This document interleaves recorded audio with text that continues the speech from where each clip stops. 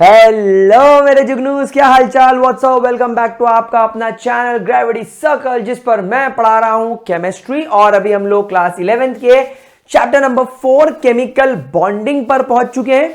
आप अगर यहां पर वीडियो देख रहे हैं, पहली बार देख रहे हैं, तो गाइज मैं आपको बता दूं, ये आपको बोर्ड एग्जाम्स, स्कूल एग्जाम्स को 100% फोड़ने में मदद करेगा। और यहां पर आपको कुछ ऐसी चीजें भी सीखने मिलेगी जो आप लोगों को जेई और नीट में मदद करेंगी। देखो, जितना ज्यादा प्रैक्टिस करेंगे उतना ज्यादा कंसेप्ट सीखने को मिलेंगे और उतना ज्यादा आपकी जेई और नीट की तैयारी होगी। छोटा सा डिफरेंस होता है, स्कूल वाले केवल मेरे नोट्स पढ़ के, केवल मेरा लेक्चर अटेंड करके, एनसीईआरटी के क्वेश्चन करके फोड़ सकते हैं। लेकिन अगर आप जेई नीट के स्टूडेंट हो ना, तो आपको और भी क्वेश्चंस करने पड़ेंगे, आपको और ज्यादा पढ़ना पड़ेगा। और साथ साथ में जो नई चीजें आपको क्वेश्चन से, पीवाईक्यू से सीखने को मिलेंगी, वो भी आपको आपके नोट्स में लिखने को मिलेगी, तो आपकी ऑलराउंड प्रिपरेशन हो जाएगी। चलिए, तो अभी हम लोग यहां पर वैलेंस बॉन्ड थ्योरी पढ़ रहे थे। और वैलेंस बॉन्ड थ्योरी के अंदर हम लोग यहां पर वैलेंस बॉन्ड थ्योरी पढ़ रहे थे। और वैलेंस बॉन्ड थ्योरी के अंदर हम लोगों ने एक कॉन्सेप्ट पढ़ा था। वैलेंस बॉन्ड थ्योरी के अंदर हम लोगों ने एक कॉन्सेप्ट पढ़ा था, और वो कॉन्सेप्ट क्या था? वो कॉन्सेप्ट था एटॉमिक ऑर्बिटल्स के ओवरलैप करने का। याद है? Overlapping of atomic orbital. और पिछले लेक्चर में हम लोगों के सामने एक रियलिटी आई थी, सामने एक सच्चाई आई थी। और वो सच्चाई ये थी कि एटॉमिक ऑर्बिटल जब ओवरलैप करते हैं तो वो तो प्रॉब्लमेटिक चीज है। सर, प्रॉब्लमेटिक चीज कैसे है? कि भैया, जो आपके एटम के अंदर 3 p ऑर्बिटल होते हैं, px, py और pz, वो तो एक दूसरे से 90 डिग्री के एंगल्स पर प्रेजेंट होते हैं। अब अगर वो एक दूसरे के साथ में 90 डिग्री के एंगल पर मौजूद है, तो फिर तो जब आप मीथेन का मॉलिक्यूल बनाओगे, तो मीथेन के मॉलिक्यूल के अंदर जो 3 बॉन्ड 109 डिग्रीज पर दिख रहे हैं, वो 90 डिग्री पर दिखने चाहिए। वो 90 डिग्री पर दिखने चाहिए, बट ऐसा तो नहीं होता है। वाटर के अंदर, अमोनिया के अंदर जो हमें बॉन्ड एंगल दिखाई देता है, वो 107 या 104 का दिखाई देता है। अमोनिया के अंदर 107, वाटर के अंदर 104, ऐसा कुछ दिखाई देता है। तो सर, इस हिसाब से तो वहां पर भी 90 डिग्री होना चाहिए, बट सर ऐसा तो हो नहीं रहा है। इसका मतलब यह है कि ओवरलैपिंग कॉन्सेप्ट, एटॉमिक ऑर्बिटल की ओवरलैपिंग कॉन्सेप्ट ज्योमेट्री को और बॉन्ड एंगल को मॉलिक्यूल के डिस्क्राइब नहीं कर पाता। सो देयरफॉर हम यहां पर लिखेंगे इस चीज को प्रॉपर तरीके से, that atomic orbitals overlapping do not give justification of the bond angle and geometry of a molecule, या मैं कहूं ऑफ अ पॉलीएटॉमिक मॉलिक्यूल, क्योंकि ये यूजुअली पॉलीएटॉमिक मॉलिक्यूल के अंदर ही प्रॉब्लम क्रिएट करती है। जैसे मीथेन हो गया, जैसे आपका अमोनिया हो गया, जैसे आपका वाटर हो गया। तो क्या करें? सो देयरफॉर लीनियस पॉलिंग्स या पाउलिंग्स, जो भी आप इसे बोले, so basically Linnaeus polling gave a new concept, इन्होंने एक न्यू कॉन्सेप्ट प्रपोज किया, एक न्यू कॉन्सेप्ट प्रोड्यूस किया हमारे सामने, which is called as hybridisation.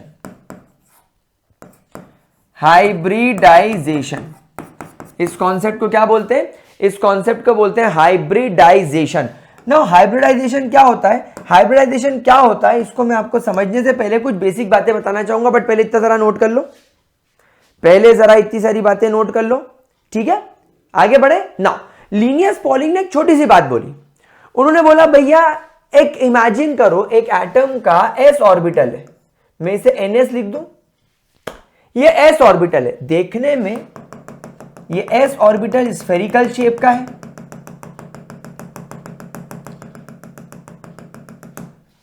ये s ऑर्बिटल स्फेरिकल शेप का है। तो यहां पर हम इसका शेप लिख लेते हैं कि भाई टेक्निकली ये स्फेरिकल शेप का है, ठीक है? ओके। फिर हमने यहां पर देखा कि हमारे पास में 3 p ऑर्बिटल है, एक को हम npx बोल देते हैं, एक को हम npy बोल देते हैं, एक को हम npz बोल देते हैं। एक ऐसा दिखाई पड़ रहा है, एक ऐसा दिखाई पड़ रहा है, एक ऐसा दिखाई पड़ रहा है। ये सारे डंबल शेप के हैं, ये सारे डंबल शेप के हैं। अच्छा, अगर हम एनर्जी की बात करें तो इसकी एनर्जी कंपैरेटिवली लेस एनर्जी है।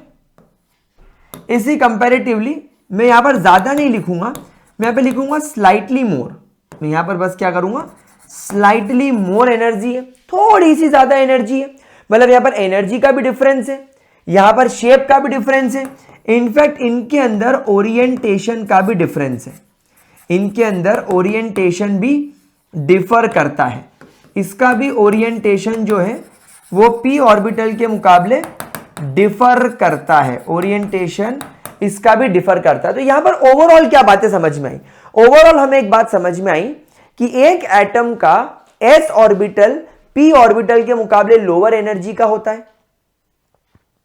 s ऑर्बिटल स्फेरिकल शेप का, तो p ऑर्बिटल डंबल शेप के होते हैं, यानी इनके शेप में डिफरेंस है।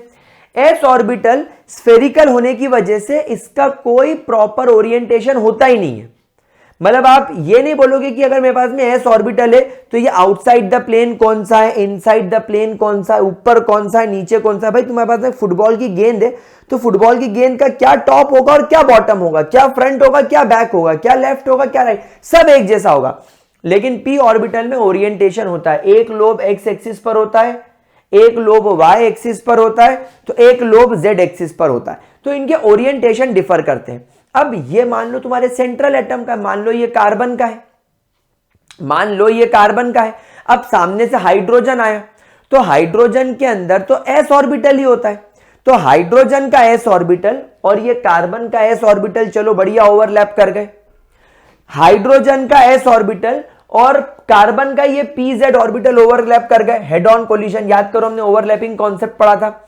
लेकिन हाइड्रोजन, बाकी के 2 हाइड्रोजन जो हैं, क्योंकि आप मीथेन बना रहे हो, आप CH4 बना रहे हो, यू आर मेकिंग CH4, तो CH4 में एक कार्बन के पास में 4 हाइड्रोजन आएंगे। 4 में से चलो ये 2 हाइड्रोजन, एक इस हाइड्रोजन का s ऑर्बिटल इस p के साथ और ये हाइड्रोजन का s ऑर्बिटल इसके s ऑर्बिटल के साथ तो ओवरलैप कर गया। लेकिन बाकी के ये जो 2 हाइड्रोजन है ये इसके साथ में ओवरलैपिंग कर पाएंगे क्या? नहीं, यहां पर एक ओवरलैपिंग में बैरियर आ जाएगा और वो बैरियर क्या रहेगा कि इन हाइड्रोजन का s ऑर्बिटल इस कार्बन के p ऑर्बिटल के नोड में घुस जाएगा। और नोड का मतलब क्या होता है? नोड का मतलब होता है वो एरिया जहां पर इलेक्ट्रॉन की मौजूदगी ना हो, जहां पर इलेक्ट्रॉन की प्रेजेंस ना हो, जहां पर इलेक्ट्रॉन एग्जिस्ट ही नहीं कर रहा हो, तो p ऑर्बिटल का वो एरिया नोड कहलाता है। तो इस बचे हुए 2 हाइड्रोजन के s ऑर्बिटल ये नोड में घुस जाते हैं, मतलब टेक्निकली बॉन्डिंग ही नहीं होनी चाहिए। मतलब यहां पर ओरिएंटेशन बैरियर आ गया, मतलब यहां पर देयरफॉर क्या आ गया, यहां पर देयरफॉर ओरिएंटेशन का बैरियर आ गया और टेक्निकली इस बैरियर की वजह से बॉन्डिंग पॉसिबल ही नहीं होनी चाहिए, मीथेन बनना ही नहीं चाहिए इस हिसाब से तो। लेकिन मीथेन तो बनता है और बहुत ज्यादा बनता है, इन्वायरमेंट में बहुत ज्यादा क्वांटिटी में। तो लिनियस पॉलिंग ने हमें बोला कि इस चीज से बचने के लिए हम लोग क्या करेंगे, हम लोग एक नया केस इमेजिन करेंगे। इन्होंने क्या बोला कि कोई भी एटम, सेंट्रल एटम की बात कर रहा हूं मैं वो एटम की बात कर रहा हूं जो बीच में मौजूद होगा मॉलिक्यूल के, वो सेंट्रल एटम के अंदर एक बड़ी अजीब सी चीज होती है। क्या होती है सर वो अजीब सी चीज? कि वो अपने एटॉमिक ऑर्बिटल्स को दूसरे एटम के साथ बॉन्डिंग करने से पहले वो अपने ही एटॉमिक ऑर्बिटल्स को आपस में मिक्स कर देता है। यानी वो s ऑर्बिटल को और ये तीनों p ऑर्बिटल को लेट्स इमेजिन मिक्स कर देता है। अब मिक्स करने के बाद क्या होता है, इनके मिक्सचर से नए ऑर्बिटल्स का फॉर्मेशन होता है, जिन्हें हम हाइब्रिड ऑर्बिटल्स बोलते हैं। क्या बोला मैंने? वो सेंट्रल एटम अपने एटॉमिक ऑर्बिटल को एक साथ लाकर मिक्स करता है और उस मिक्सचर से नए ऑर्बिटल्स प्रोड्यूस करता है। उन नए ऑर्बिटल्स का नाम हाइब्रिड ऑर्बिटल होता है और ये हाइब्रिड ऑर्बिटल का शेप, इनका साइज, इनकी एनर्जी, इनका ओरिएंटेशन सब प्रॉपर एक जैसा और बराबर होता है। ओरिएंटेशन अलग होता है, वो ओरिएंटेशन अलग कैसे होता है, क्यों होता है, वो मैं आपको बताऊंगा, लेकिन बाकी सारी चीजें एक जैसी होती है। सो देयरफॉर यहां पर हम लिखेंगे दैट पाउलिंग्स, यहां पर हम इस चीज को लिखेंगे that पाउलिंग्स suggested that the central atom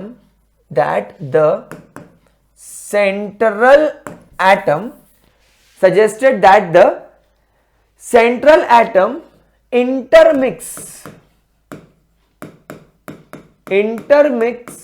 its valence orbitals, its valence shell orbitals of different shapes, orientations and energies and give rise to the new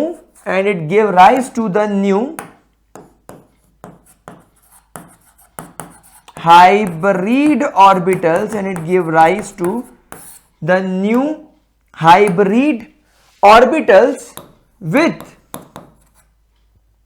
similar shape and energy, with similar shape and energies, and this process, and it is called as hybridization।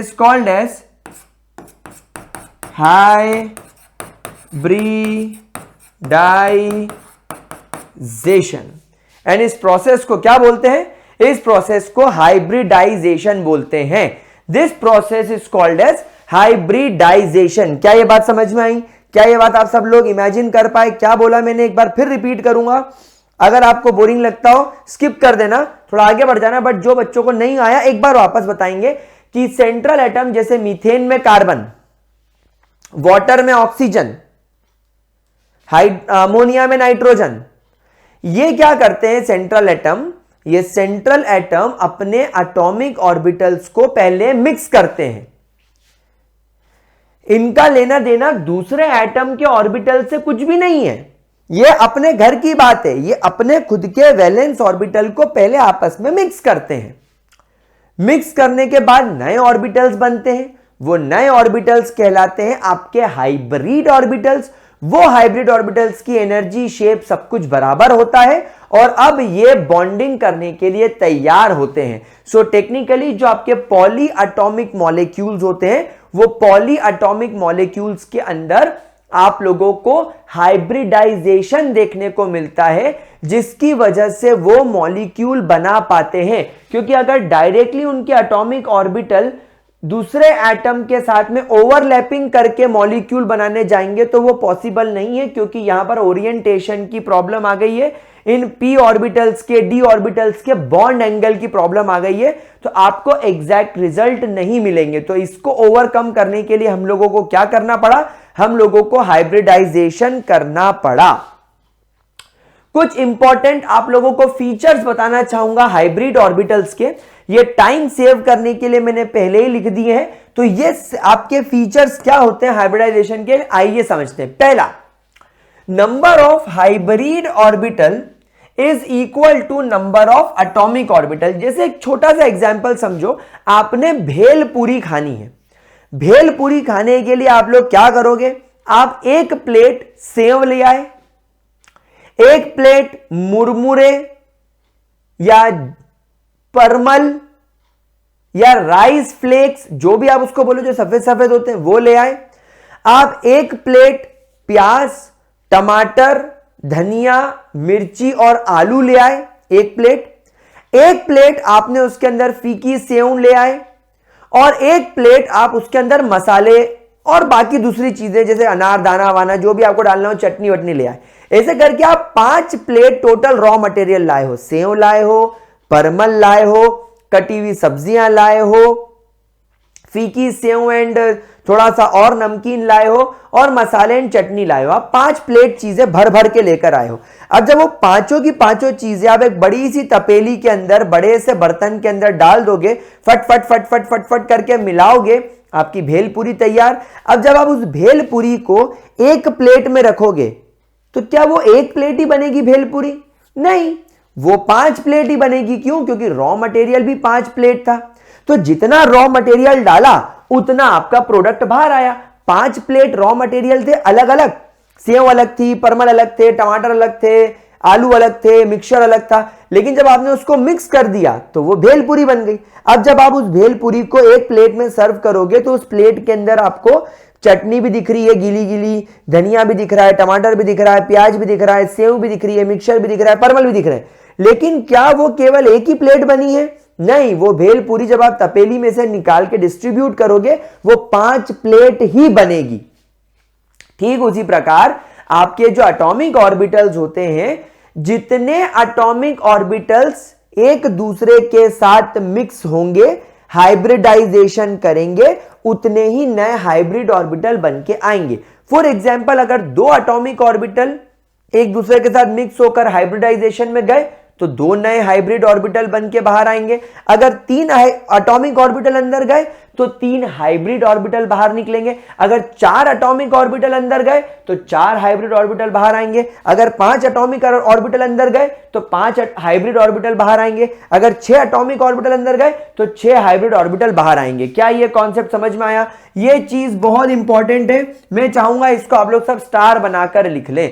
अगला point मैं आपको already explain कर चुका हूं, जितने भी hybrid orbital बन के बाहर आएंगे, 2, 3, 4, 5 जो भी बन के बाहर आएंगे, उनका शेप और एनर्जी इक्विवेलेंट होगी। सर, इनकी शेप और एनर्जी इक्विवेलेंट होने के पीछे रीजन क्या है? ताकि बेहतर और अच्छी बॉन्डिंग की जा सके।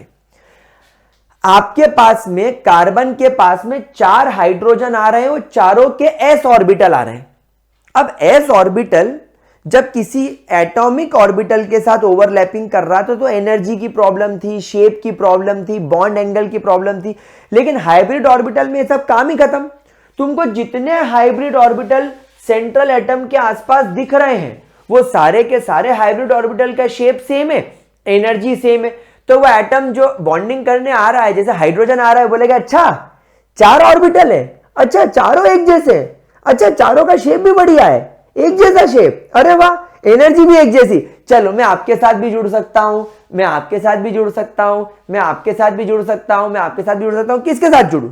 जिसके साथ जुड़ना उसके साथ जुड़ जाओ ना। आपके लिए कंडीशंस ओपन हो जाती है, लेकिन पहले ऐसा नहीं हो रहा था। तो इसीलिए हाइब्रिड ऑर्बिटल्स जो होते हैं, they are more effective in forming stable bond than the pure atomic orbital. बिल्कुल सही बात है, ठीक है, आगे बढ़े।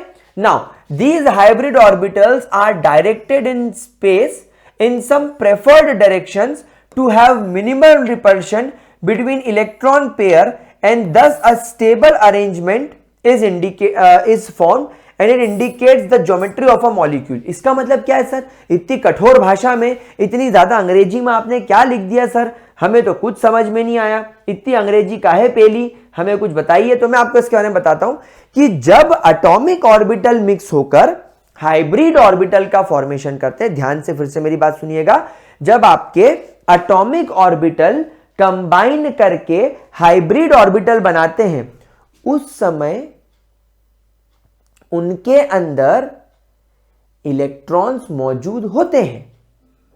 मेरी बात गौर से ध्यान से सुनना, हाइब्रिड ऑर्बिटल कभी खाली नहीं होगा। भाई तुम्हारा एटॉमिक ऑर्बिटल था, एटॉमिक ऑर्बिटल में इलेक्ट्रॉन था, तभी तो वो दूसरे एटम के साथ में इलेक्ट्रॉन शेयर करके ओवरलैपिंग करके बॉन्डिंग करना चाह रहा था। मतलब एटॉमिक ऑर्बिटल में इलेक्ट्रॉन है, अब वो एटॉमिक ऑर्बिटल मिक्स हो गए और हाइब्रिड ऑर्बिटल बन गए, तो हाइब्रिड ऑर्बिटल में इलेक्ट्रॉन्स आ गए। अब वो इलेक्ट्रॉन वाला हाइब्रिड ऑर्बिटल अगर दूसरे इलेक्ट्रॉन वाले हाइब्रिड ऑर्बिटल के पास में आ जाएगा तो इलेक्ट्रॉन इलेक्ट्रॉन रिपेल करेंगे।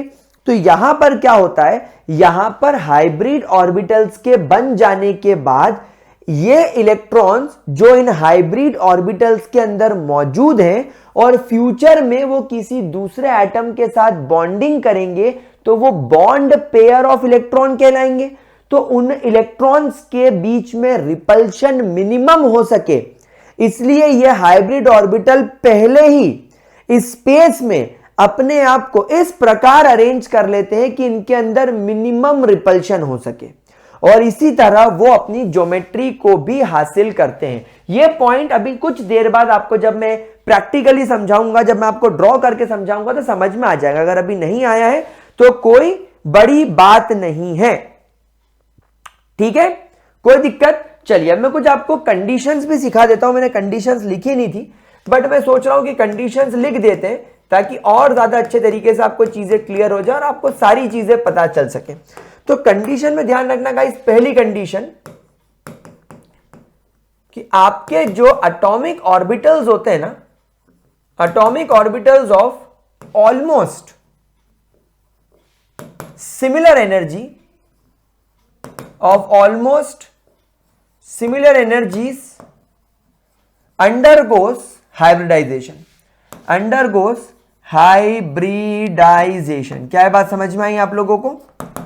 यानी ऐसा मत कर देना कि कार्बन का 1s और कार्बन का 2pz मिक्स कर दिया, ना ना ना ना ना ना, बहुत एनर्जी गैप है दोनों में। तो सर एनर्जी लगभग किसकी सेम हो सकती है? एनर्जी किन किन लोगों की ऑलमोस्ट सेम हो सकती है? वो orbitals that are present in valence shell. जो वैलेंस शेल में मौजूद है इनकी एनर्जी ऑलमोस्ट सेम होती है, इनकी एनर्जी ऑलमोस्ट सेम होती है। क्या ये बात आपको समझ में आई? कोई दिक्कत, कोई परेशानी? इसलिए हम लोग यहां पर एक सेकेंड पॉइंट उठा देते हैं दैट एटॉमिक ऑर्बिटल। बेटा एओ का मतलब आप क्या समझेंगे? ये गोलमाल वाला तुषार कपूर नहीं, ए ओ माया ओरा नहीं, ये वो नहीं है। ये एओ मतलब एटॉमिक ऑर्बिटल है। हम बोलेंगे atomic orbitals that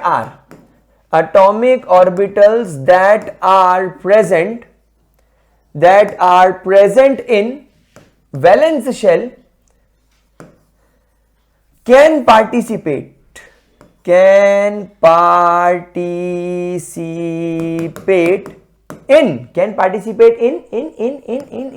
hybridization। they can participate in hybridization।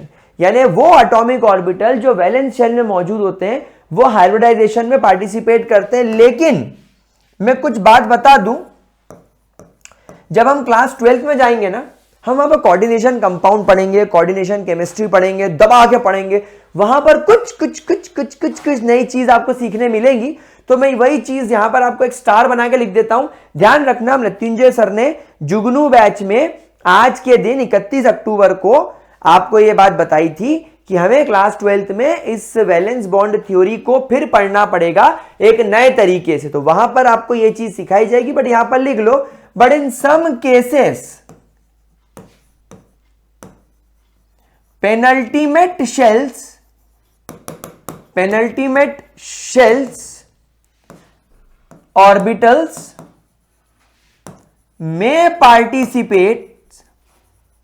may participate in hybridization।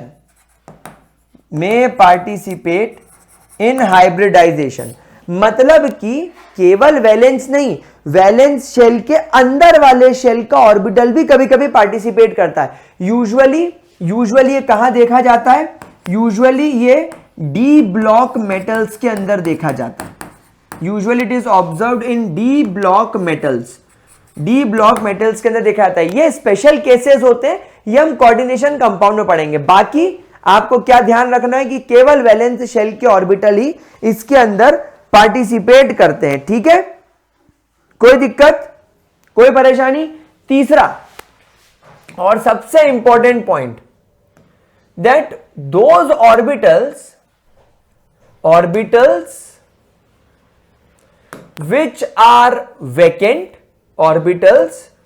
which are vacant, यानी जिनके अंदर इलेक्ट्रॉन्स नहीं है, they do not participate in hybridization. They do not participate in hybridization. Therefore, आपको क्या याद रखना है? Therefore, if your नहीं, atomic orbital, क्या पढ़ेंगे इसको? Atomic orbital. Therefore, if atomic orbital is having a single, एक सिंगल इलेक्ट्रॉन है उसके अंदर, इसे आप अनपेयर्ड भी कह सकते हैं अपनी भाषा में, और लोन पेयर इलेक्ट्रॉन यानी ऑलरेडी उसके अंदर लोन पेयर इलेक्ट्रॉन मौजूद हो, will definitely participate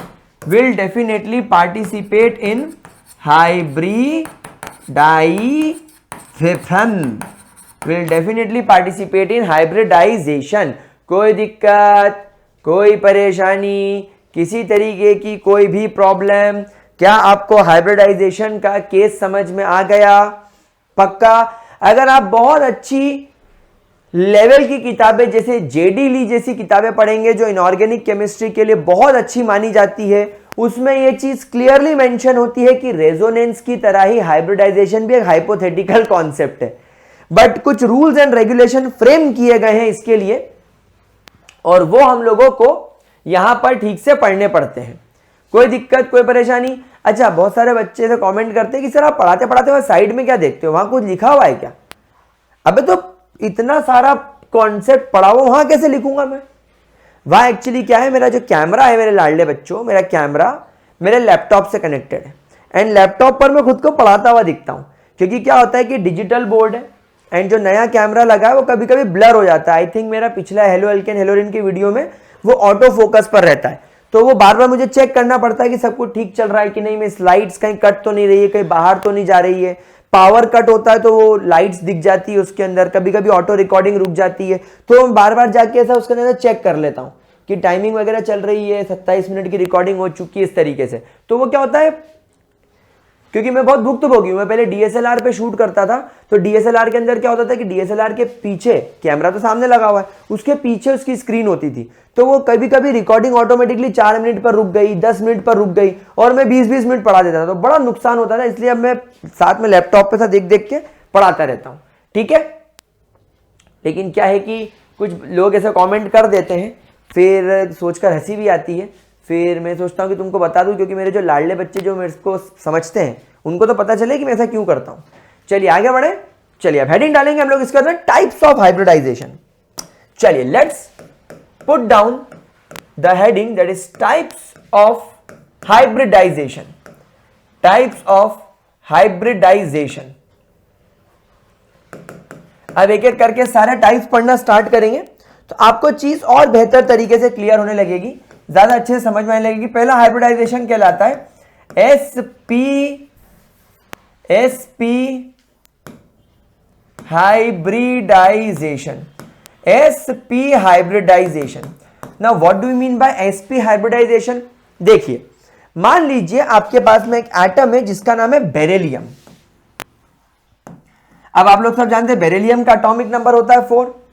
now beryllium के इलेक्ट्रॉनिक कॉन्फ़िगरेशन के अनुसार उसके 1s में 2 इलेक्ट्रॉन होते हैं और उसके 2s में 2 इलेक्ट्रॉन होते हैं। लेकिन जब भी हम ये बात करते हैं, ये बेरिलियम का ग्राउंड स्टेट है। ग्राउंड स्टेट जब बेरिलियम नॉर्मली पड़ा हुआ है, लेकिन जब बेरिलियम को बॉन्डिंग करनी होती है तब बेरिलियम क्या करता है, तब बेरिलियम अपने इस 2s ऑर्बिटल के इलेक्ट्रॉन को उछाल के यहां से हटाकर वो उसको यहां पर फेंक देता है, यहां से रिलोकेट करके यहां फेंक देता है। इसको बोलते हैं excited state. This is called as excited state.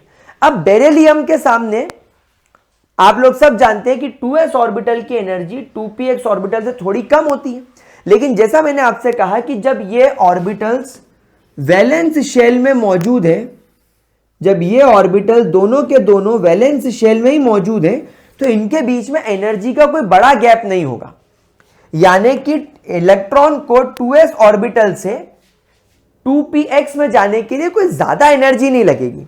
इसका मतलब यह है कि ये दोनों ऑर्बिटल्स की एनर्जी ऑलमोस्ट कंपेरेबल है। दोनों वैलेंस शेल में मौजूद है। इसीलिए अब ये लोग क्या करेंगे, इसीलिए अब ये लोग हाइब्रिडाइजेशन में पार्टिसिपेट करेंगे। और क्योंकि यहां पर केवल यही दो ऑर्बिटल मौजूद है वैलेंस शेल के जिनके पास में इलेक्ट्रॉन मौजूद है, therefore they will undergo hybridisation. अब हाइब्रिडाइजेशन में कितने ऑर्बिटल गए गाइस, दो ऑर्बिटल गए, इसलिए दो नए ऑर्बिटल बनकर तैयार हो जाएंगे जिन्हें बोला जाएगा हाइब्रिड ऑर्बिटल्स।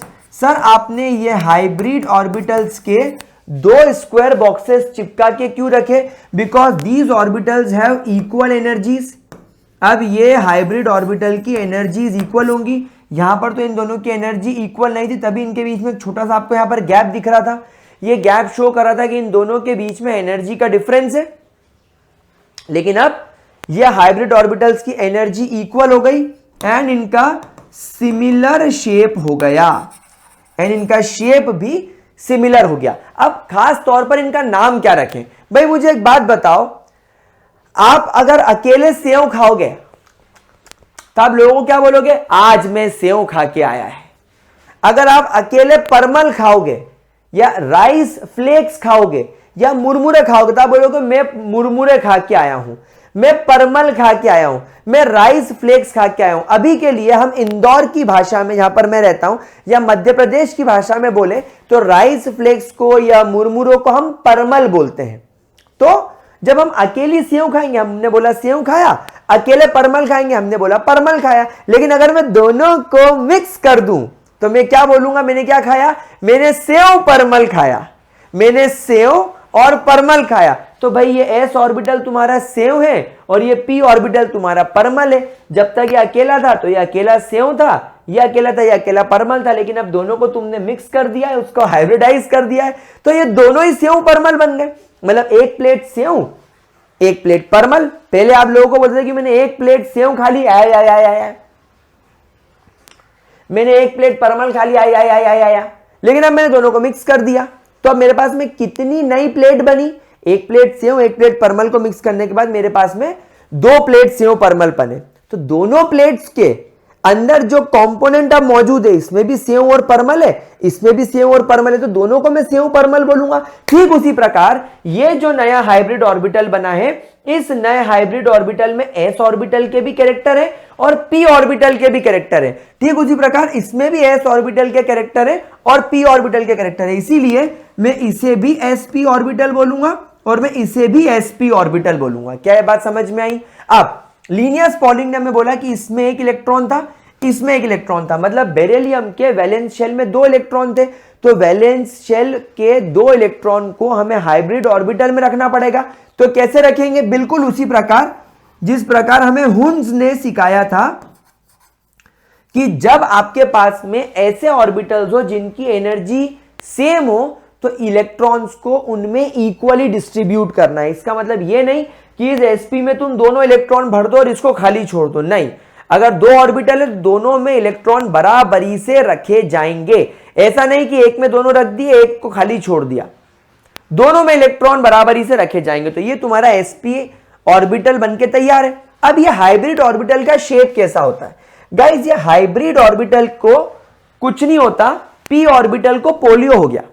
अगर आपके p ऑर्बिटल को पोलियो हो जाए तो वो बन जाता है हाइब्रिड ऑर्बिटल का शेप। सर कैसे?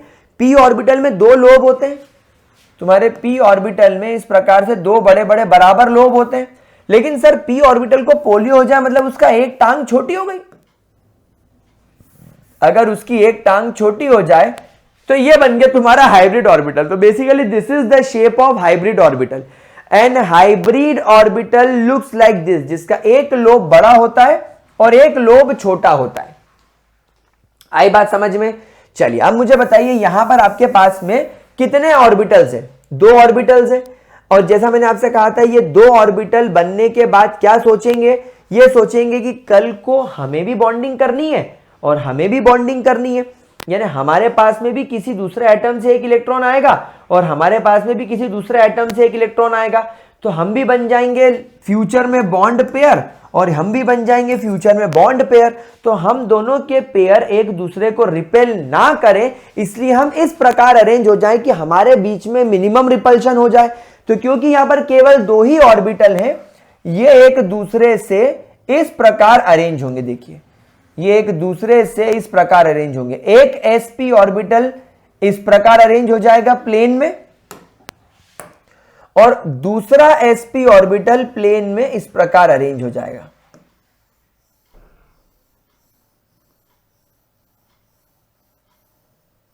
ये इस प्रकार अरेंज हो जाएगा।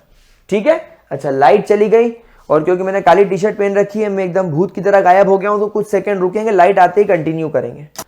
ओके, तो हमारे घर पे लाइट आ चुकी है, हमारे गांव में ये। ओके, तो यहां पर आपने देखा कि 2 लोग एक दूसरे से इस तरह आमने सामने अरेंज हो गए। नाउ आप लोग सभी समझते हैं कि जब ये दोनों एक दूसरे के एकदम अपोजिट साइड में अरेंज होंगे तो what will be the bond angle. अब आप लोग सभी जानते हो कि बॉन्ड एंगल क्या होगा। देखो, जब दोनों चीजें एक दूसरे के एकदम अपोजिट साइड पर चली जाएंगी, so bond angle will come out to be 180 degrees, right. Bond angle will come out to be 180 degrees, 180 degree का बॉन्ड एंगल यहां पर हो जाएगा। क्या ये चीज बढ़िया तरीके से क्लियर हो रही है आप लोगों को? ठीक है। अब यहां पर क्या होगा, मैंने एग्जांपल लिया था बेरिलियम का। अब आप एक केस समझ दो, मान लो यहां पर आपका बेरिलियम जो है कंपाउंड बना रहा है बेरिलियम डाइक्लोराइड BeCl2। अब सेंटर में तो आपका यहां पर बेरिलियम बैठा है, ये आपका बेरिलियम हो गया, दिस इज योर बेरिलियम। अब यहां पर 2 क्लोरीन आ रहे हैं, तो अब क्या होगा, अब बेरिलियम का ये sp हाइब्रिड ऑर्बिटल क्लोरीन के, ध्यान से सुनना मेरी बात को, हाँ मस्ती नहीं करना, ध्यान से सुनना है। ये क्लोरीन के p ऑर्बिटल के साथ में इस प्रकार ओवरलैप कर जाएगा। ये क्लोरीन के p ऑर्बिटल के साथ में इस प्रकार से ओवरलैप कर जाएगा। क्या ये बात समझ में आई? और ये वाला sp ऑर्बिटल भी क्लोरीन के p ऑर्बिटल के साथ में इस प्रकार से ओवरलैप कर जाएगा। तो यहां पर ये इनके बीच की ओवरलैपिंग हो गई। ये p ऑर्बिटल हो गया, ये p ऑर्बिटल हो गया आपके क्लोरीन का। तो यहां पर ये जो ओवरलैपिंग होगी, अब इस ओवरलैपिंग का नाम बदल जाएगा। जैसे आपने SS ओवरलैपिंग, SP ओवरलैपिंग या PP ओवरलैपिंग पढ़ी थी, या P पाई ओवरलैपिंग पढ़ी थी, इसे बोला जाएगा SPP ओवरलैपिंग। यानी कि यहां पर एक हाइब्रिड ऑर्बिटल दूसरे एटॉमिक ऑर्बिटल के साथ ओवरलैप कर गया, इसे भी बोला जाएगा SPP ओवरलैपिंग।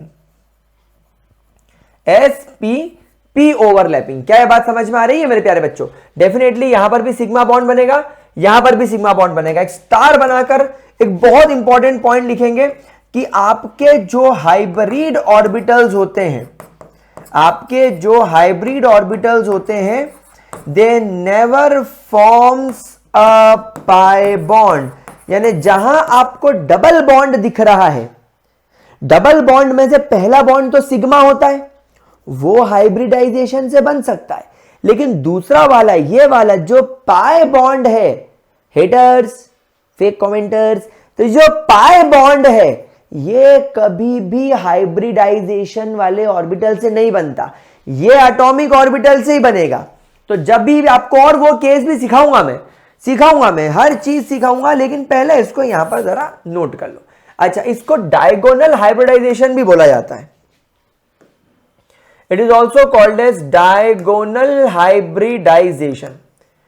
डायगोनल हाइब्रिडाइजेशन, इसे डायगोनल हाइब्रिडाइजेशन भी बोला जाता है, क्योंकि दोनों एक दूसरे के अपोजिट 180 डिग्री पर बेस्ड है। तो अब आपको समझ में आ गया होगा कि यहां पर कंपाउंड कैसे बना। ये बेरिलियम, एक क्लोरीन इधर आ गया, एक क्लोरीन इधर आ गया, एक सिग्मा बॉन्ड ये, सिग्मा बॉन्ड ये SPP ओवरलैपिंग, ये SPP ओवरलैपिंग। क्या ये चीज समझ में आई? क्या यह बात आप लोगों को समझ में आई? बॉन्ड एंगल 180 डिग्रीज का हो गया और ये शेप लीनियर शेप का हो गया। तो देखो, हाइब्रिडाइजेशन ने कितने अच्छे तरीके से आप लोगों को समझाया, आप लोगों को सिखाया कि किस प्रकार एक सेंट्रल एटम उसके 2 दूसरे एटम्स के साथ में बॉन्डिंग करी, सिग्मा बॉन्डिंग करी, इलेक्ट्रॉन शेयरिंग करिए। देखो इलेक्ट्रॉन शेयर कैसे किया होगा, आप सभी लोग जानते हो कि जो क्लोरीन होता है, क्लोरीन के वैलेंस शेल में 3s ऑर्बिटल में 2 इलेक्ट्रॉन होते हैं, इसके 3px में, 3py में, 3pz में इस प्रकार इलेक्ट्रॉन होते हैं, ये देखो। और ये क्लोरीन के 3pz के अंदर ये इलेक्ट्रॉन अनपेयर्ड है, तो क्लोरीन का ये जो ऑर्बिटल आया होगा डेफिनेटली ये 3pz आया होगा, डेफिनेटली ये 3pz आया होगा। इसके अंदर एक इलेक्ट्रॉन अनपेयर्ड होगा, इसके अंदर एक इलेक्ट्रॉन अनपेयर्ड होगा। तो ये जो आपका बेरिलियम है, बेरिलियम का ये वाला इलेक्ट्रॉन ये इसके साथ ओवरलैप कर गया, और बेरिलियम का ये वाला इलेक्ट्रॉन इसके साथ ओवरलैप कर गया, और यहां पर इनके बीच में क्या हो गई, ओवरलैपिंग हो गई। इस तरह इनके बीच में सिग्मा बॉन्ड बन गया। समझ में आई बात आप लोगों को ना? इतना पढ़ने पर आप लोगों को लगभग पूरा हाइब्रिडाइजेशन क्लियर हो गया। इसके बाद जो सेकेंड टाइप का हाइब्रिडाइजेशन हमारे सामने आता है, that is called as sp2 hybridisation. अच्छा, sp हाइब्रिडाइजेशन के अंदर एक चीज और समझना, परमल कितने, एक प्लेट, सेव कितनी, एक प्लेट, दोनों को मिक्स कर दिया। हाँ, मिक्स करने के बाद 2 प्लेट निकली, दोनों प्लेट में अब क्या है, सेव परमल, सेव परमल। इसमें कितनी सेव सर, आधी। इसमें कितनी सेव सर, आधी। इसमें कितने परमल सर, आधे। इसमें कितने परमल सर, आधे। दोनों में आधे आधे सेव परमल, दोनों में आधी आधी सेव, यानी 50% सेव इसमें, 50% सेव इसमें, 50% परमल इसमें, 50% परमल इसमें। तो मैं क्या बोलूंगा कि इस प्लेट में 50% सेव है, 50% परमल है, इसमें भी 50% सेव है, 50% परमल है। क्या मेरी बात समझ में आ रही है? ठीक उसी प्रकार इस हाइब्रिड ऑर्बिटल में, और इस हाइब्रिड ऑर्बिटल में 50% आपको कैरेक्टर्स s ऑर्बिटल के दिखाई देंगे, और 50% कैरेक्टर्स आप लोगों को p ऑर्बिटल के दिखाई देंगे। तो यहां पर आप लोग हमेशा ध्यान रखना है, sp ऑर्बिटल हम लोगों को 50% s एंड 50% p ऑर्बिटल्स के कैरेक्टर्स दिखाई देते हैं in each sp orbitals, in each sp orbitals, her sp orbital के अंदर। कोई दिक्कत, कोई परेशानी, बढ़िया तरीके से चीज क्लियर हो रही है, 100% क्लियर। चलिए इसका स्क्रीनशॉट ले लीजिए एक बार। चलो बहुत बढ़िया, अब आगे बढ़ते हैं और बात करते हैं about the second type of hybridisation, that is sp2 hybridisation. अब गाइस sp2 हाइब्रिडाइजेशन नाम से समझ में आ रहा होगा। Let's take an example of boron, atomic number 5। जब बोरॉन का हम इलेक्ट्रॉनिक कॉन्फ़िगरेशन बनाते हैं तो बोरॉन के 1s में 2 इलेक्ट्रॉन, बोरॉन के 2s में एक्साइटेड स्टेट की बात कर रहा हूं मैं, तो मैं सीधे एक्साइटेड स्टेट की तरफ जाऊंगा। मैं यहां पर टाइम वेस्ट नहीं करूंगा बिल्कुल भी। इस प्रकार आपको पहले इलेक्ट्रॉन दिखाई देते थे बोरॉन के अंदर, 1s में 2, 2s में 2, 2p में 1, लेकिन बॉन्डिंग करने के लिए इसे एक्साइटेड होना पड़ा और उसका इलेक्ट्रॉन उछल के यहां आ गया। Now we all know that यहां पर एज पर रिक्वायरमेंट, यहां पर एज पर रिक्वायरमेंट आपके पास में s ऑर्बिटल में एक, 2px में एक और 2py में एक एक इलेक्ट्रॉन है। ये आप लोगों के पास में इस प्रकार से ऑर्बिटल्स है। तो जब ये एक दूसरे के साथ कंबाइन करेंगे तो ये जाएंगे हाइब्रिडाइजेशन के अंदर। अब आप मुझे बताइए यहां पर हाइब्रिडाइजेशन में कितने इलेक्ट्रॉन्स, कितने ऑर्बिटल्स जा रहे हैं? 2s जा रहा है, 2px जा रहा है, 2py जा रहा है। तो ये ऑर्बिटल्स जब अंदर जाएंगे तो मुझे बताओ कितने ऑर्बिटल्स अंदर गए? एक s ऑर्बिटल, एक 2px और एक 2py, यानी टोटल 3 ऑर्बिटल्स। तो 3 ऑर्बिटल्स हाइब्रिडाइजेशन में अंदर जाने के बाद 3 नए ऑर्बिटल्स बनकर बाहर आएंगे। क्या बात समझ में आई? तीनों का नाम क्या होगा? तीनों का नाम sp2 होगा, यानी इसमें भी sp2 के कैरेक्टर्स होंगे, इसमें भी और इसमें भी। यानी यहां पर टेक्निकली क्या हुआ? यहां पर टेक्निकली टोटल 3 ऑर्बिटल्स ने पार्टिसिपेट किया, एक s ऑर्बिटल ने और 2 p ऑर्बिटल ने। तो अगर आपसे यहां पर कोई पूछता है कि कितना परसेंट s ऑर्बिटल का कैरेक्टर है, कितना परसेंट s ऑर्बिटल का कैरेक्टर है इन sp2 hybrid orbital, this HO का मतलब क्या है बच्चों? HO का मतलब है हाइब्रिड ऑर्बिटल। कितने हाइब्रिड ऑर्बिटल है? तो सर आप बोलोगे सर एक s ऑर्बिटल गया था अंदर, एक s गया था और 2 p गए थे, टोटल कितने गए थे? 3। तो 1 डिवाइडेड बाई 3 इंटू 100 कितना होता है? 33.33%। p ऑर्बिटल का कितना कैरेक्टर है? तो आप बोलेंगे सर 2 p ऑर्बिटल गए थे और एक s गया था ना, टोटल 3 ऑर्बिटल गए थे, उसमें से 2 p थे, यानी 66.67% मान लेते हैं। तो अब क्या होगा? अब इन तीनों sp ऑर्बिटल के अंदर तीनों को अगर मैं देखूंगा तो इसमें भी और इसमें भी, तीनों में आपको 33.3% s ऑर्बिटल का कैरेक्टर दिखेगा और 66.67% p ऑर्बिटल का कैरेक्टर दिखेगा। क्या चीज क्लियर हो गई? ग्रेट। कोई परेशानी? ये बन गए आपके 3 sp2 ऑर्बिटल। इस तरीके से बोरॉन के अंदर चीज काम करेगी। अब क्या होगा आगे चल के देखते हैं। नाउ आप लोग सब जानते हैं हाइब्रिड ऑर्बिटल का शेप तो एक जैसा होता है। अब यहां पर 3 हाइब्रिड ऑर्बिटल है, तो एक हाइब्रिड ऑर्बिटल ऐसा बनेगा, क्योंकि इनको अपने बीच में रिपल्शन को मिनिमाइज करके रखना है। एक sp2 ऑर्बिटल ऐसा दिखाई देगा और एक sp2 ऑर्बिटल ऐसा दिखाई देगा। तो यहां पर आप लोगों ने टेक्निकली क्या देखा? अगर यहां पर आप लोग ध्यान दोगे तो एक p ऑर्बिटल ऐसा है, एक sp2 ऑर्बिटल ऐसा है और एक sp2 ऑर्बिटल ऐसा है। टेक्निकली क्या हुआ? इन्होंने इस प्रकार 3 एक्सेस को कवर कर लिया। यानी यहां पर इन्होंने क्या किया?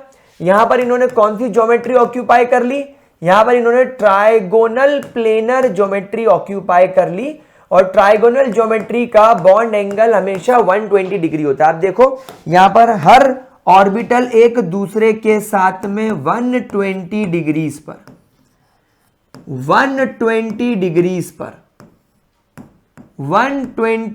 डिग्रीज पर लगा हुआ है। क्या ये बात समझ में आई? ये ऑर्बिटल भी कौन सा कहलाएगा? sp2 orbital.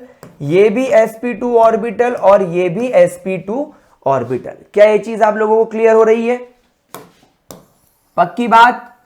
देख लिया आप लोगों ने इसको? थोड़ा सा मैं इसको उठाकर नीचे लाने की कोशिश करने वाला था, पर एक बार मुझे इसे वापस से कोशिश करनी पड़ेगी ताकि सब कुछ सिलेक्ट हो जाए और कुछ अनसिलेक्टेड ना रहे।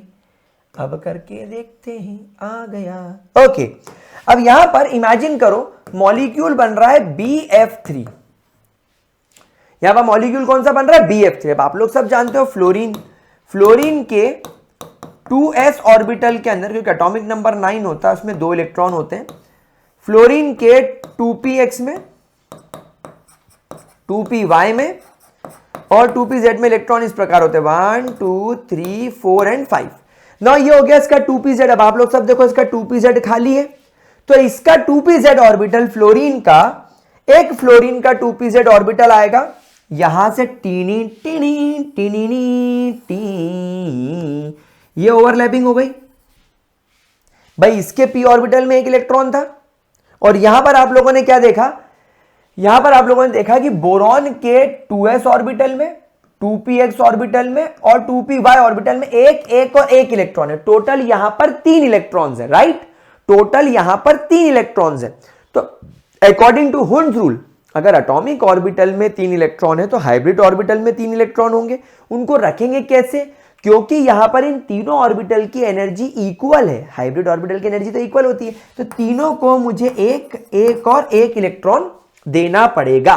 तो यहां पर क्या होगा? यहां पर हम लोगों ने 1 इलेक्ट्रॉन इसको दे दिया sp2 ऑर्बिटल को, और आपका फ्लोरीन अपना 1 इलेक्ट्रॉन लेकर आया था, तो वो यहां पर इस प्रकार ओवरलैपिंग कर गया। अब ये इसका p ऑर्बिटल है, तो इस ओवरलैपिंग की वजह से कौन सा बॉन्ड बना? Sigma bond. सिग्मा बॉन्ड कौन सी ओवरलैपिंग की वजह से बना? sp2p की ओवरलैपिंग से बना, राइट? अब क्या हुआ? अब दूसरा ऑर्बिटल आया p ऑर्बिटल, फ्लोरीन का वो यहां पर आकर इस प्रकार ओवरलैपिंग कर गया, देखो T D D D D D D D D D D D D, और यहां पर क्या हुआ, ये इसका p ऑर्बिटल हो गया, यहां पर इनकी ओवरलैपिंग से बन गया sp2p ओवरलैपिंग।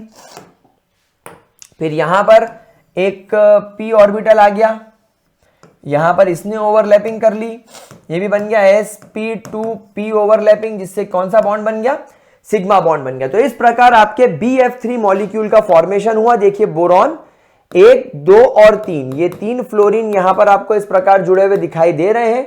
इन सभी फ्लोरीन के सिग्मा बॉन्ड्स हैं, सिग्मा बॉन्ड्स हैं, सिग्मा बॉन्ड्स हैं, राइट, कोई दिक्कत कोई परेशानी, और बॉन्ड एंगल 120 डिग्रीज है, ट्राइगोनल प्लेनर इसकी ज्योमेट्री है। क्या ये पॉइंट क्लियर हुआ? क्या ये पॉइंट आप सभी लोगों को क्लियर हुआ? किसी भी प्रकार की कोई दिक्कत कोई परेशानी? पक्का? आगे बढ़े, शैल वी मूव? चलिए ग्रेट। इसके बाद तीसरे टाइप की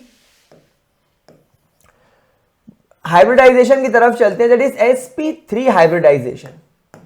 sp3 हाइब्रिडाइजेशन एग्जांपल में उठाऊंगा यहां पर मेरा favourite carbon, atomic number 6। Excited state की बात करेंगे तो कार्बन के 2s ऑर्बिटल के पास में टेक्निकली 2 इलेक्ट्रॉन्स होते हैं यहां पर, लेकिन वो अपने एक इलेक्ट्रॉन को उछाल के, उसके 2px में एक इलेक्ट्रॉन पहले से होता है और 2py में एक इलेक्ट्रॉन होता है, लेकिन जो s ऑर्बिटल में 2 इलेक्ट्रॉन होते हैं उसमें से एक इलेक्ट्रॉन को उछाल कर वो यहां पर 2pz में फेंक देता है। अब यहां पर ध्यान से मेरी बात सुनिएगा, यहां पर क्या होता है, क्योंकि यहां पर आपके कार्बन के पास में राइट नाउ इस समय, क्योंकि आपके कार्बन के पास यहां पर इस समय एक s ऑर्बिटल और 3 p ऑर्बिटल हैं, और टोटल चारों वैलेंस ऑर्बिटल्स के अंदर एक एक इलेक्ट्रॉन अनपेयर्ड है, कोई वैकेंट ऑर्बिटल नहीं है। जैसे आपने यहां पर बोरॉन में देखा, बोरॉन में this was your vacant orbital, और वैकेंट ऑर्बिटल कभी भी हाइब्रिडाइजेशन में पार्टिसिपेट ही नहीं करता है, लेकिन यहां पर कोई वैकेंट ऑर्बिटल नहीं है, यहां पर कोई वैकेंट ऑर्बिटल है ही नहीं। रिकॉर्डिंग हो रही है कि नहीं? हाँ, ओके। यहां पर कोई वैकेंट ऑर्बिटल है ही नहीं। मैं आज से कोशिश करूंगा कि मैं अपने आप को स्क्रीन पे ना देखूं, मैं आपको कैमरे में देखूं, क्योंकि मुझे कई लोगों से डांट पड़ी है कि कैमरे में देख के पढ़ाना चाहिए। पर क्या हुआ, पहले तो अपना कैमरा ही था, मैं तो पहले कैमरे में देख के पढ़ाता था, लेकिन अब थोड़ा सा आदत ऐसी हो गई कि वो खुद को दिख रहा होता हूँ ना, देख रहा होता हूँ कि अच्छा दिख रहा हूँ कि नहीं, ठीक पढ़ा रहा हूँ कि नहीं, मेरी राइटिंग अच्छी आ रही है कि नहीं, तो हो जाता है। अब देखो, अभी आपने देखा होगा कि अभी कुछ 10-15 मिनट से मैंने उधर अभी देखा, बाकी देख नहीं रहा हूं मैं। हाँ चलो, इधर एग्जांपल वापस आते हैं। तो कार्बन के पास में 4 अनपेयर्ड इलेक्ट्रॉन है, तो चारों बोलेंगे चलो हाइब्रिडाइजेशन के अंदर चले गए भैया। चारों हाइब्रिडाइजेशन के अंदर कितने ऑर्बिटल्स अंदर गए सांबा? 1 2 3 4 सरदार, 4 एटॉमिक ऑर्बिटल। तो कितने नए ऑर्बिटल्स बनकर आएंगे सरदार? 4, क्योंकि 4 अंदर गए थे, 4 नए हाइब्रिड ऑर्बिटल्स बनकर आएंगे।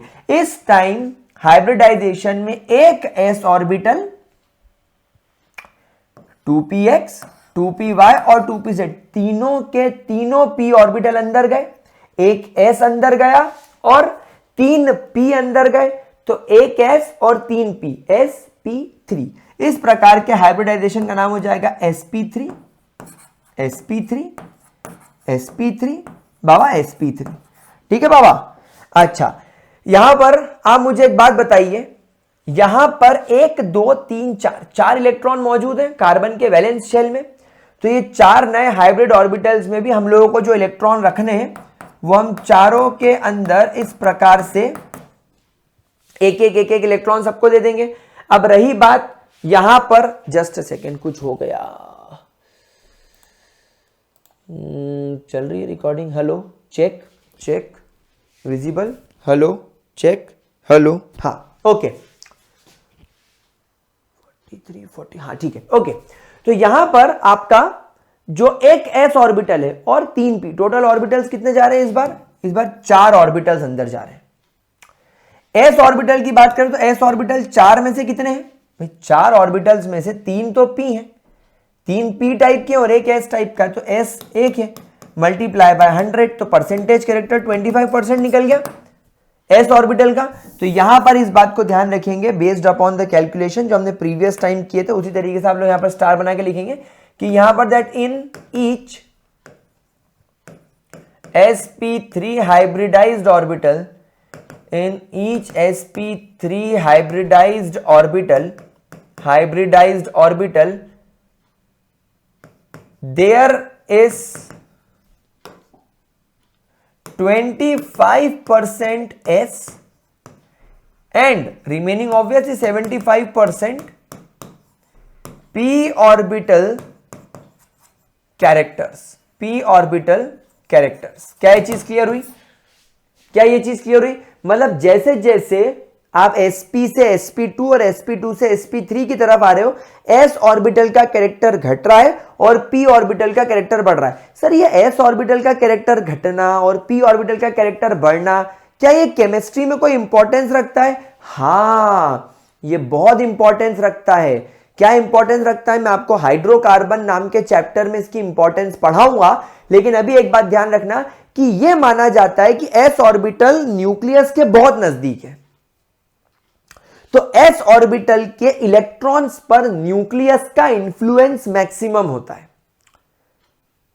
यानी ऐसी कंडीशन में जिसके अंदर s ऑर्बिटल का कैरेक्टर ज्यादा होता है, वो ज्यादा इलेक्ट्रोनेगेटिव हो सकते हैं, वो अपनी तरफ चीजों को खींचने वाले हो सकते हैं।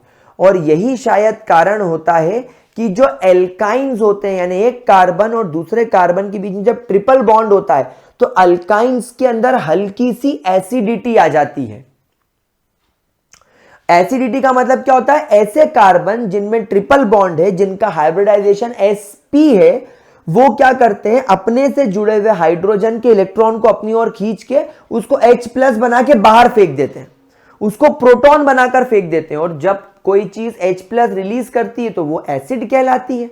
इसीलिए अल्काइंस एसिडिटी शो करने लग जाते हैं। तो ये पूरा कॉन्सेप्ट हम अपने ऑर्गेनिक केमिस्ट्री हाइड्रोकार्बन के अंदर पढ़ेंगे, तो निश्चिंत रहो, मैं हूं साथ में, मैं सब पढ़ाऊंगा, हर चीज पढ़ाऊंगा। और यहां पर आपको मैंने उसका एक लिंक भी दे दिया, ठीक है, ताकि आपको पता रहे कि हम लोग नियर अराउंड फ्यूचर में पढ़ने वाले हैं। चलो अब यहां पर क्या करना पड़ेगा? अब यहां पर अब आप देखो कि यहां पर कार्बन के 4 sp3 ऑर्बिटल है, तो एक तो ऐसा अरेंज हो जाएगा, देखो, दूसरा ऐसे अरेंज हो जाएगा, देखो, फिर तीसरा ऐसे अरेंज हो जाएगा, देखो, और चौथा ये ऐसे अरेंज हो जाएगा, देखो। तो यहां पर एक्चुअली क्या हुआ, यहां पर आप लोगों ने देखा कि ये वाला लोब ऑन द एक्सिस है, ये वाला लोब ऑन द एक्सिस है, ये वाला लोब आउटसाइड द प्लेन जा रहा है, जैसा मैंने आपको 3 डायमेंशनल सिखाया था। This is going outside the plane, this is going outside the plane, and this one is going inside the plane. और यहां पर सभी बॉन्ड्स के बीच में, सभी लोब्स के बीच में 109.5 डिग्रीज का बॉन्ड एंगल है, भले ही वो यहां हो, भले ही वो यहां हो, या भले ही वो यहां हो। एंड इस प्रकार की ज्योमेट्री को टेट्राहेड्रल ज्योमेट्री बोला जाता है। This is tetrahedral geometry. क्या बात समझ में आई? This is your tetrahedral geometry. अब मान लीजिए यहां पर हमें मीथेन बनाना है। लेट्स टेक एन एग्जांपल, हमें यहां पर क्या बनाना है? मीथेन। तो मीथेन में ये तो आपका कार्बन हो गया, दिस इज योर कार्बन। अब एक हाइड्रोजन का s ऑर्बिटल आया, वो यहां पर ओवरलैपिंग करने आ गया, देखो। तो ये हाइड्रोजन के s ऑर्बिटल ने कार्बन के sp3 के साथ ओवरलैपिंग करके यहां पर कैसा बॉन्ड बना दिया? सिग्मा बॉन्ड, जो बना sp3s ऑर्बिटल की वजह से। यहां पर एक कार्बन का हाइड्रोजन का s ऑर्बिटल आ गया, ये कार्बन का sp3 ऑर्बिटल था ही, इनके बीच में यहां पर भी सिग्मा बॉन्डिंग हो गई, जो sp3s ऑर्बिटल से मिलकर बन गई। यहां पर आप देखिए तो एक और आपका s ऑर्बिटल आ गया, देखो इस प्रकार से इनकी ओवरलैपिंग हो गई। यहां पर भी इनके बीच में सिग्मा बॉन्ड बन गया, क्योंकि कार्बन का sp3 और हाइड्रोजन का s ऑर्बिटल आ गया। और एक और आपका हाइड्रोजन आ गया अपना s ऑर्बिटल लेकर, उनके बीच में यहां पर ओवरलैपिंग हो गई। यहां पर भी सिग्मा बॉन्ड बन गया और यहां पर बन गया sp3s ऑर्बिटल, ये इनके sp3 ऑर्बिटल। तो इस प्रकार आपको मीथेन का फॉर्मेशन होता हुआ दिखाई देता है। This is how you will observe methane. यहां पर एक कार्बन सेंटर में होता है, एक बॉन्ड हाइड्रोजन का यहां, एक बॉन्ड हाइड्रोजन का यहां, बॉन्ड एंगल इज 109.5 डिग्रीज। फिर आप लोग सब जानते हैं कि एक बॉन्ड आउटसाइड द प्लेन दिखाई देता है, ये देखो ये बॉन्ड कैसा दिखाई दे रहा है, आउटसाइड द प्लेन। मतलब क्या हुआ कि ये बॉन्ड ऐसा दिखाई दे रहा है, देखो बाहर की तरफ आता हुआ, मतलब कार्बन यहां पर है, मेरी एल्बो कार्बन है, लेकिन आपको कार्बन दिख नहीं रहा है, सिर्फ आपको उसके आगे एक डंडा निकलता हुआ दिखाई दे रहा है और हाइड्रोजन आपको आपकी तरफ दिख रहा है। और एक बॉन्ड होता है जो ऐसा नजर आता है, जिसको हम इस तरीके से डिनोट करते हैं, ये होता है इनसाइड द प्लेन, यानी कि ऐसा, ये ऐसा, ऐसा नहीं, एक सेकेंड, ऐसा। हाँ, अब आपको मेरा हाथ नजर आ रहा है क्या? देखो देखो देखो देखो, गायब। हाँ, अब आपको मेरा ये हाथ नजर आ रहा है क्या? नहीं। लेकिन इसका मतलब हाथ नहीं है क्या? हाथ है, मैं कोई ठाकुर नहीं हूं, मेरा हाथ गायब है, मेरा हाथ, तो ये मेरा हाथ अंदर चला गया, इनसाइड द प्लेन। वैसे इस कार्बन के जस्ट पीछे ये बॉन्ड होता है, सबका बॉन्ड एंगल 109.5 डिग्रीज का होता है। तो इस प्रकार कार्बन sp3 हाइब्रिडाइजेशन शो करता है। बोलिए, कोई दिक्कत, कोई परेशानी, एनी प्रॉब्लम इन दिस? पक्की बात? क्या हम लोग आगे बढ़े? चलिए, और अब मैं आपको 2 एग्जाम्पल्स और करवाता हूं। वैसे मैं कोशिश करूंगा, मैं चाहूंगा, कोशिश क्या करूंगा कि आप लोग भी इसे करके देखिए। एक अमोनिया, एक वाटर, जरा इनको करके देखो, जरा इनको करके देखो, ये हो पाता है कि नहीं। देखो, अगर हम नाइट्रोजन की बात करें तो नाइट्रोजन के 2s ऑर्बिटल में 2 इलेक्ट्रॉन पाए जाते हैं और नाइट्रोजन के 2px, 2py और 2pz में एक और एक इलेक्ट्रॉन होता है। लाइट चली गई है, तो एक काम करते हैं, इस चीज को यहां पर रखते हैं as a homework. In the next lecture हम इस चीज को आगे उठाएंगे। ये दोनों आप होमवर्क करके रखो, और भी मुझे हाइब्रिडाइजेशन सिखाना है तो एक लेक्चर हम अगला कंटिन्यू कर लेंगे।